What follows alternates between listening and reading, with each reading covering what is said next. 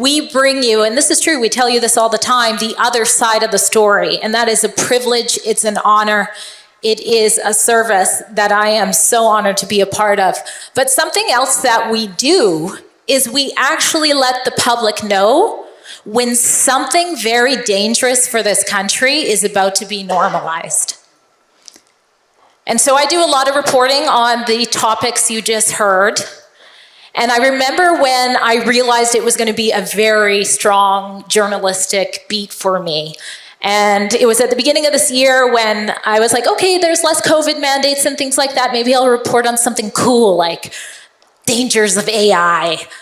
And boy, did the drag queens have a different plan in store for Drea Humphrey.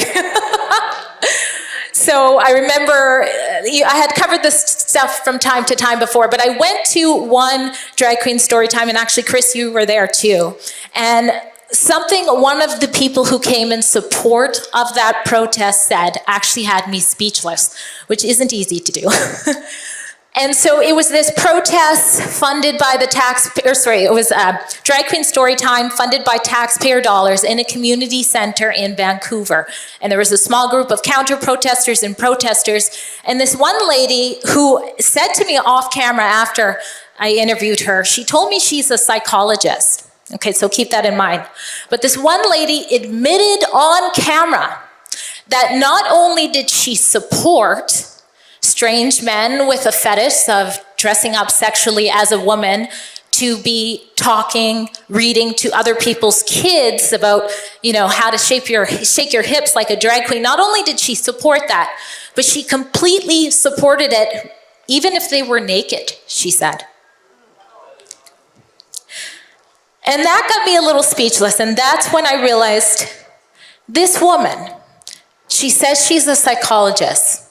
She said that straight-faced, without any fear or concern that she might have professional backlash. She's saying it on a camera, knowing other people are going to see it, and she's saying it with a conviction that she expects to get a pat on the back for it, and she's right. The truth is, even today, drag queen story times are normal in our society. Can you believe that? So normal that in Calgary, it is illegal to protest against them. So there's only this small window between media like Rebel News, thank God for Rebel News, letting the people know about something so sick that just 10 years ago, if that woman had said that phrase, everybody would have thought she was a pervert. Letting you know something is about to be normalized, and hopefully the people get together and plug it into action. A stat out of the New Westminster High School, they had to get their gender-neutral bathrooms because they say they have approximately 80 students who are trans or non-binary, 80 students who are confused about their biology. Some are non-binary, they don't even know if they're a male or woman or a cat, they haven't decided. 80 works out, it's just over 80, so it's about 4% of that high school. Whereas the Canadian average of who's trans or non-binary is 0.33%. So tell me whether or not you think there is a political agenda inside of our schools that is pushing to trans your kids.